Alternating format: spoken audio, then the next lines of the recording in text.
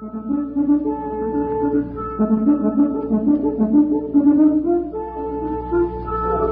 National Broadcasting Company invites you by transcription to join The Chase.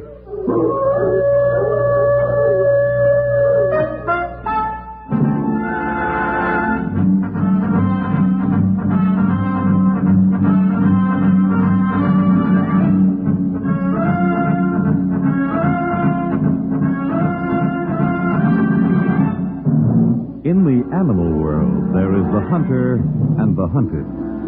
Hound and fox, hawk and sparrow, cat and mouse. We in the topmost species have also joined the hunt. But who is to judge precisely which of us are hounds or foxes as we enter the chase?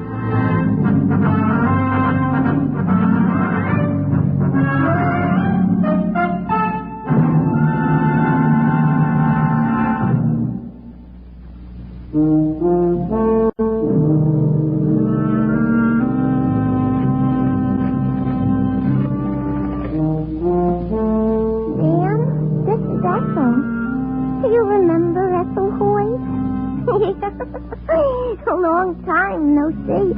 What's with you? How's the bookie trade? No, this ain't a business call, Sam. Strictly social. I ain't placed a bet in years. Well, it's a long story, Sam. You got time to listen? You'll die when you hear what happened. It'll positively kill you. Sit down and take a load off your arches. This is strictly for the birds. You know how I love the horses, like a mother loves their son. Me and Francis used to hit the track 4 days out of 5. Jamaica, Belmont, Harvey, Degrassi. I guess I was chased by the gambling bugs, but good. But I was improving the breed, wasn't I? The only trouble was I never won. I don't know what was wrong with me. When I went to the track, I studied the charts and figured the percentage and worked them out like a handicapper. But go tell a horse he's figured to win. He's a dumb animal. He can't read the odds. What do you like, Ethel? Looks to me like Sister Katie in the 4th. Sister Katie? She can't lose. Placed and showed the last time out. Today she's racing with pushovers. I don't know. What you don't know? I got a tip on Wall Street. From who? A guy who knows. He sells hot dogs in the booth near the paddock. Listen, it's Sister Katie by 3 lengths. How much you going to bet, Ethel? $6 across the board. You want to split? No, I'll stick with Wall Street. I gave her the tip, but she didn't take it. Oh, she thought she knew it all. Sister Katie beat Waltz-Me by 5 lengths in that race. They came in 6th and 7th. It's Johnny Q, Matador, and Thirsty Boy in that order. To make the turn to the stretch, now it's Matador, Johnny Q, and Thirsty Boy. Thirsty Boy coming up. Matador holding the lead by a length. Johnny Q second, Thirsty Boy third. Matador at the finish. Please hold your pari-mutuel ticket. What horse did you have, Ethel? Steve Beeman. He just passed the 3/4 turn.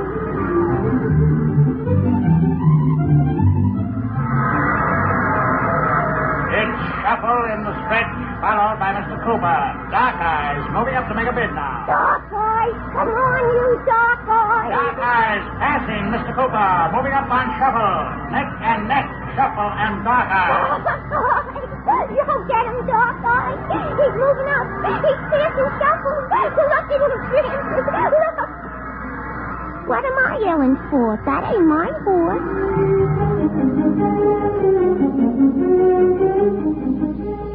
And that's how it went, Sam. If I picked a sure thing, they scratched him. When I took a chance, I lost. Hardluck, Ethel, that was me. And like Francis said in the subway that day when we was coming home from the track. You know what, Ethel? Huh? You ought to quit. The horses? Yeah. Oh, you're jinxed, Ethel. You lost everything but your permanence this afternoon. Oh, but I like to play the next, Francis. It's so exciting. It's Too rich for your blood, Ethel. Well, With me, it's a passing fancy. With you, it's like a disease. Why don't you settle down with some nice guy and raise a family? If I had your looks, I'd have been married years ago. Men don't interest me. Only horses. Then marry a horse. Fancy. You're better off married to one than losing your pay on him every week. I guess you're right, but, What are you looking at? that sign is the advertisement up there over the sea. The hair bleach? Next to it, as the crystal ball. Look at what it says, Francis. Madam Zaza solves your problems. Foretells the future. Private consultations arranged. So what? I'm going up to see her, Francis. What for? Don't you get the angle? If she can look into the future, maybe she'll give me some hot tips. Oh, Ethel, are you cracked? If she knew a good horse, she'd play him herself. Oh, anyway, I'm going tomorrow. You want to come, Francis? I got better ways to waste my money. Oh, you don't believe in fortune telling? No. Hey, here's my station. You sure you don't want to see Madame Zaza with me? Positive. They're fakes, every one of them. But, Ethel, Yeah? if she does give you a hot one, you may as well put down 2 on the nose for me.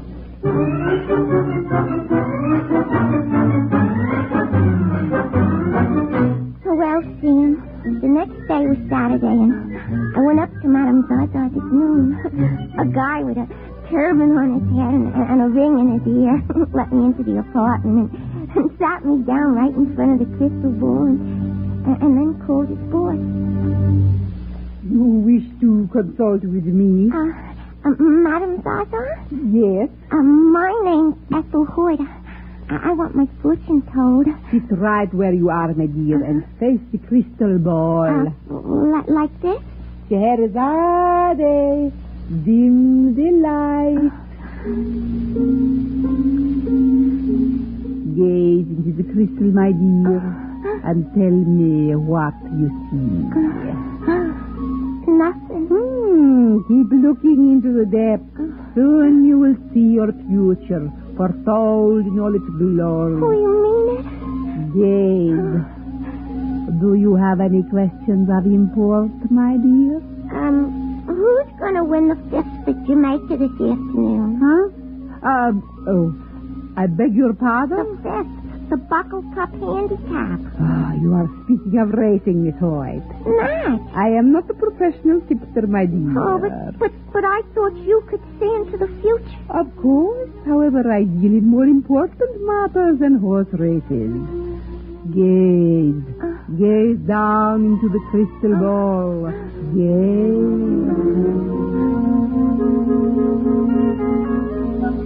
You see something? Yes.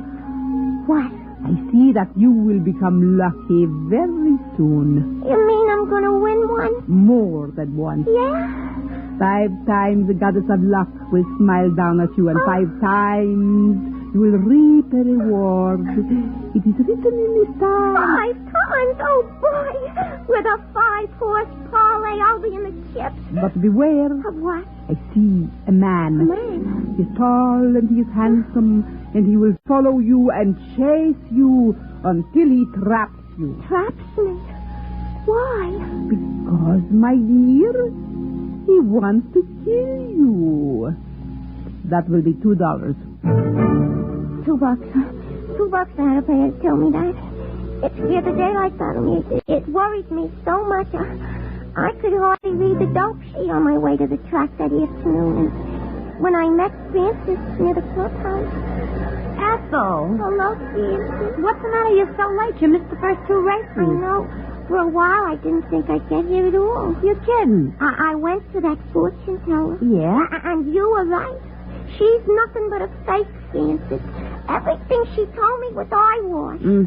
When Francis Becker gives you advice, you take it. Yeah. You only wasted your cash, you see? She didn't give you a tip, huh? Tap. She didn't even know what a horse race was. Strictly a square, that dog. Strictly. They're off. There they go, Ethel. Yeah. It's Georgia Peach on the outside for 1 race. Private Eye, second. Private Eye, that's my name, Ethel. 5 on him to place. Private Eye moving up on Georgia Peach. Turntable now making a bid, followed by Beelzebub. Private Eye, right on, cowboy! Ethel, what's the matter? Nothing. Didn't you place a bet? Yeah, I bet. What horse? He ain't in the money. Now it's Private Eye going to the lead in the second turn. Turntable passing Georgia Peach. Beelzebub coming up to make a bid. Private Eye, oh, you kid! Rumba moving up from 6th place to 5th. No, 4th. Rumba in 4th place. Private Eye, Georgia Peach, and Rumba in that order as they come into the stretch. Rumba now passing Georgia Peach, running neck and neck with Private Eye. Rumba passing Private Eye to win. It's Rumba, Private Eye, and Georgia Peach.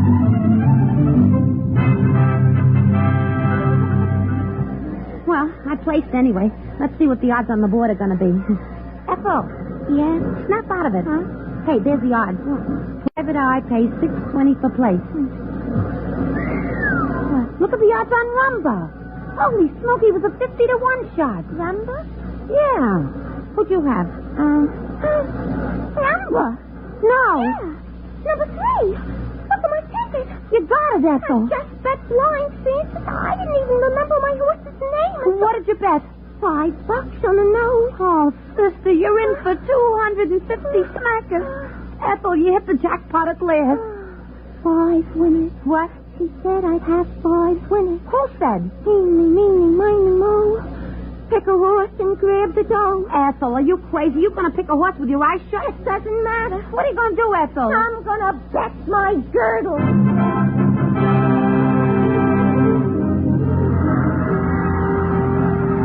It's Kiss You in the lead, coming down the stretch. Sway back, moving up.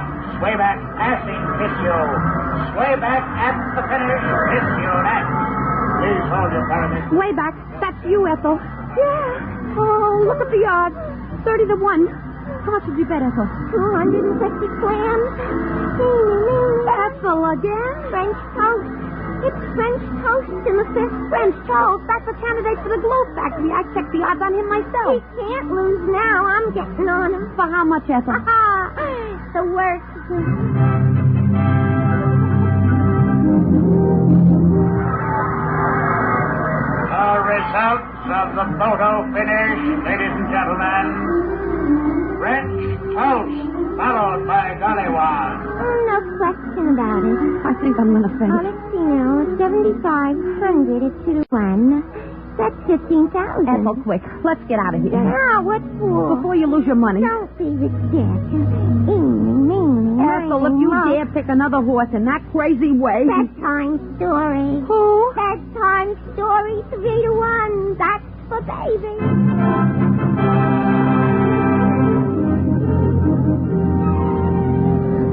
Now that gives me 45,000 clams, Francis, or roughly 9 mink coats. Ethel. Eeny, meeny, miny. No. No what? I won't let you do it. Oh, just one more race, Francis, and then I'm through. 5 winners, she said, and I got 4. Excuse me. What? Haven't we met before? Well, No. Ethel. we never seen you before, Mr. Never.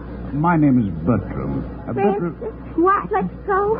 But, ladies, I didn't mean... Stop pulling me, Ethel. We gotta get away. Ethel, stop. Now, what's got into you? You didn't mean any harm. He's such a nice, tall, handsome, gentle. That's the trouble. What's the trouble? Madam Zaza told me. He's walking our way again, Ethel. And, you know, I'm almost sure I You see him said you someplace. wanted to go home, Francis. Come on. But Ethel- Run, Francis, run.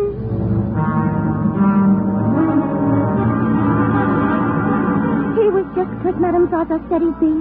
Tall and handsome and maybe looking around for a piece of throat to cut. She told me I was going to get me 5 winners, and so far she was right. But if I could help it, that was the only part of her prophecy that was going to come true. Who's there? Ethel Hoyt, Mrs. Ryan. I got the rent I owe you. It's $80, ain't it? Well, yes, it is, and it's a mighty welcome sight for you to see, I can tell you, Miss Hoyt. Oh. Seems today is my lucky day. I just rented my last room about an hour ago. 65, 75, $80. That's right. And here's $50 in advance. Well, stay alive. Did you come into a fortune, Miss Hart? I'm doing okay now. Staying away from the horses, are you? Horses?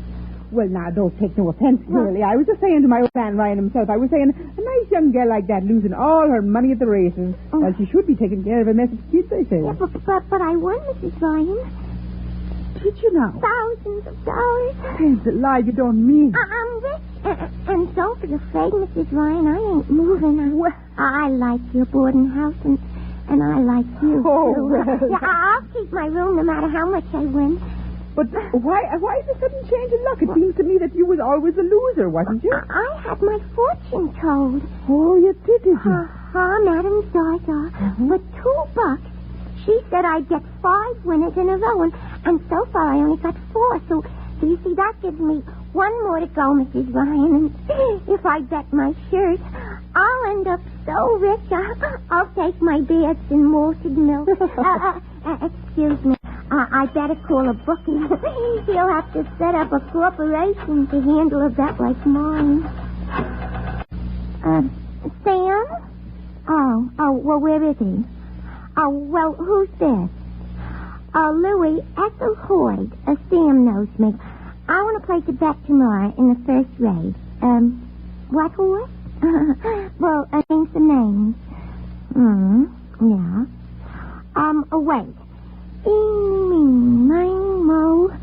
Louis, I'll ride my dough on Scarabrain. That's right, Scarabrain, the first.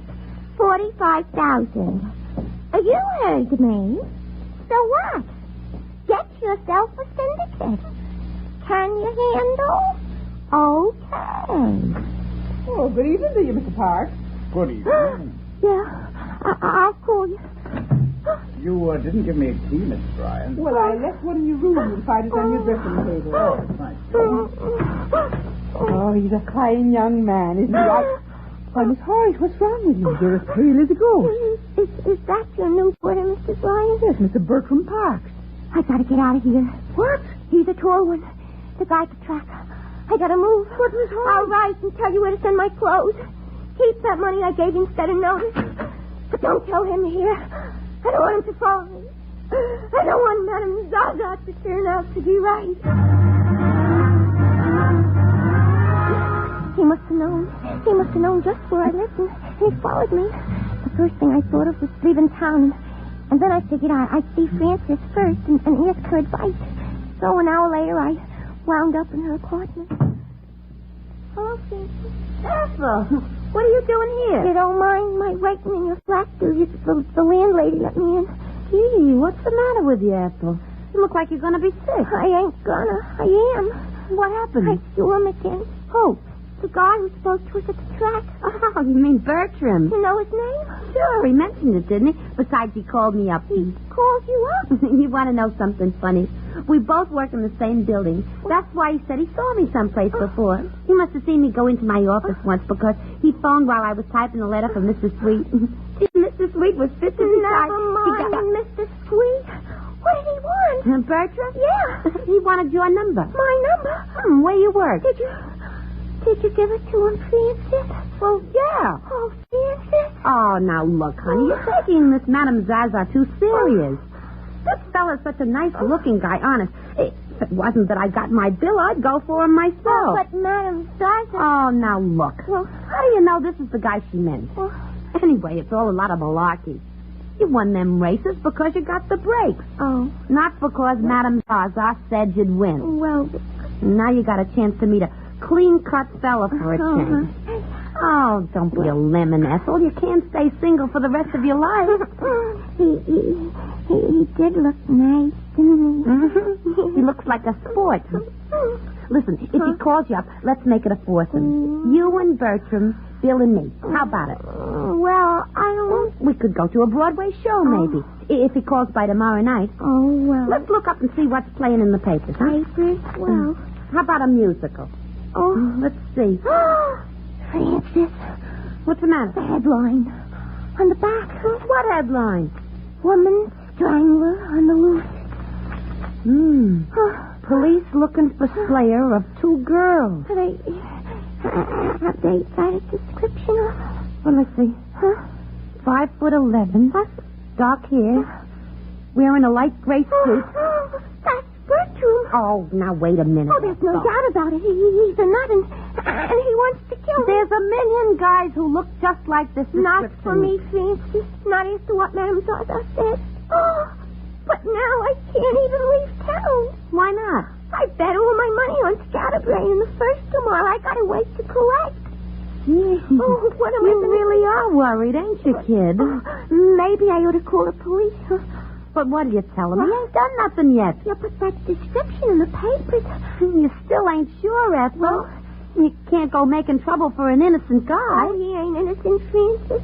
He's the fella Madame Zaza was talking about. Oh, Francis, what am I going to do? Huh? You want to stay here? I guess I'd better, huh? The couch opens up and there's plenty of room. So after a good night's sleep, you... Hello? Is this Miss Decker? Yeah? This is Bertram Park. Who is it, Francis? Oh, now calm down, Ethel. What is it, Bertram? Don't tell him I'm here. Can you give me Miss Hoyt's home address? Her home address? He's lying, Francis. He knows where I live. He moved into the same rooming house. I'd like very much to get in touch with her, Miss Decker. I'm sorry. I can't help you. You, don't know where she lives? Well, I used to, but she moved. Ah. Well, no matter. I'll find her home address when I call her office in the morning. Thanks anyway. Don't mention it. He sure is anxious to get hold of you. You're telling me? What are you going to do, Ethel? Collect my winnings tomorrow and blow. Lock up tight, Francis, and put that dresser in front of the door. I'm staying for the night. But I couldn't sleep. All night long I dreamed about Bertram. He had 4 legs and a tail like whirl-away. And a set of words coming out of his mouth when he talked. He neighed. And then once I thought I heard the window open. I lifted my head from the pillow and saw him sneaking in with a butcher knife in his hand and murder in his eye. Francis, wake up. Francis. Don't bother to call her, Miss Hoyt. She won't hear you. Well, what do you mean? She won't hear me? I drugged her with horse liver. What do you want? You, my dear. Gonna kill me? Natch. But I ain't done nothing to you, Bertram. You're alive, aren't you? That alone is an insult. You're crass. Like a plate glass window. Look, I got money. I'll win a big stake tomorrow, and I'll give it all to you. Money doesn't interest me. I'm only interested, Miss Hoyt, in you. No, keep away from me. Only in you, Miss Hoyt?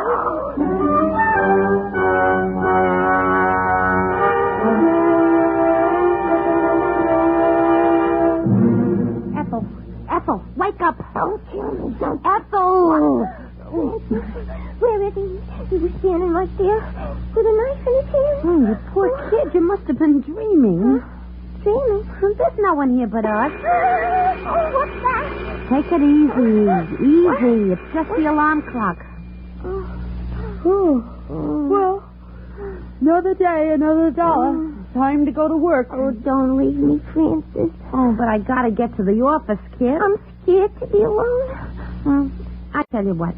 You stay here until I get back this afternoon. Meantime, I'll make inquiries. What kind of inquiry? About Bertram. I'll do a little detective work. And if he sounds like the nut the cops are looking for, I'll give them a ring. All right, Francis, I'll wait. I locked and bolted the door if Francis listened. Then sat near the window with a hammer in my lap. And as the hours went by and it got to be post time, I started wondering about the race and how it was working out.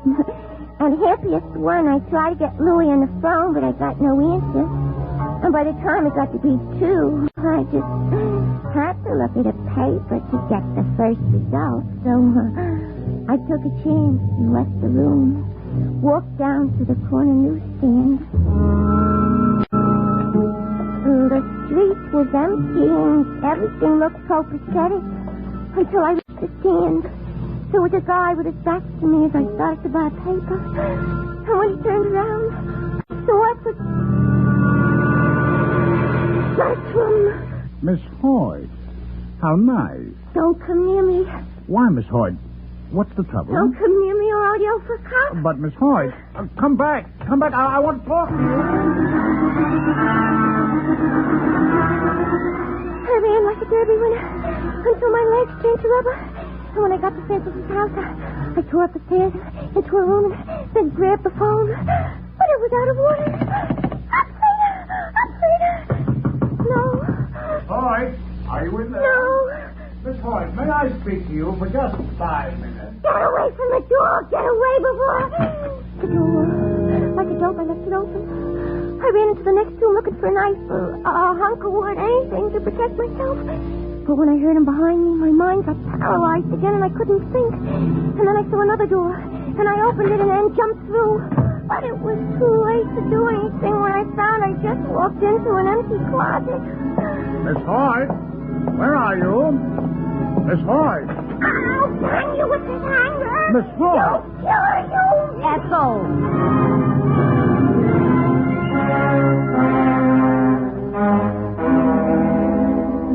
Ethel, you lost. I what? Scatterbrain came in fifth. Madame Zaza was wrong, Ethel. What's so funny? You just lost a mint. But don't you see? Bertram here. If she was wrong about the last face, she must have been wrong about him, too. If my phone wasn't out of order, I could have told you. I tried to reach you 2 hours ago. They caught that crackhead. Bertram ain't the nut. I'm sorry if I startled you, Miss Hoyt. Oh. I'm terribly sorry. I thought you were ill when you ran away from me, or else I wouldn't have chased you down the street. But what did you want, mister? Why were you after me in the first place? Well, you see, I'm an artist, Miss Hoyt. An artist? Oh, you mean you draw pictures and stuff? For breakfast cereals. What? You know, breakfast cereals. Shredded wheat, cornflakes. He draws the pictures on the boxes. And in the advertisement. I just found that out a little while ago myself. I'd like you to pose for me, Miss Hoyt. You see, you're the picture of health. A typical American girl. He'll put you on every box of grape nuts in town, Ethel. You'll be famous. Will you pose for me, Miss Hoyt? For a fee, of course. I'll do it for nothing. And Bertram. Yes? You can call me Ethel. Now that we're really going to get acquainted.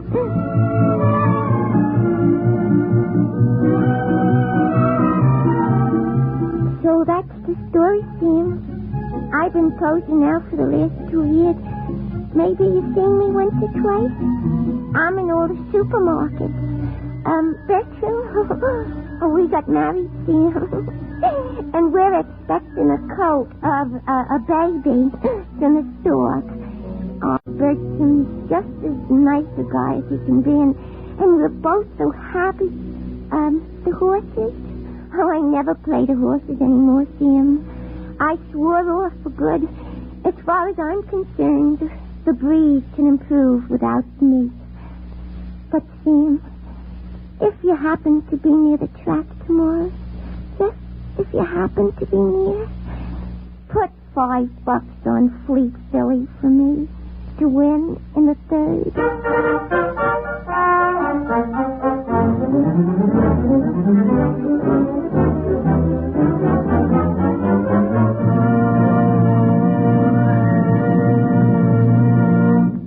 In the animal world, there is the hunter and the hunted, hound and fox, hawk and sparrow, cat and mouse.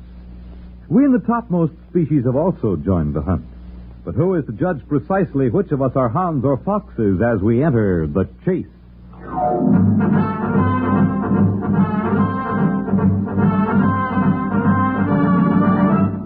The Chase was created and written for the National Broadcasting Company by Lawrence Cleave.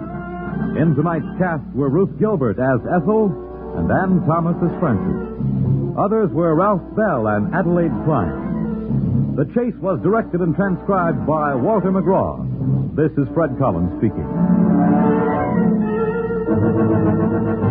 Next week, cunning is matched with cunning as spy hunts spy in The Chase. Tonight, enjoy one of the best plays on NBC.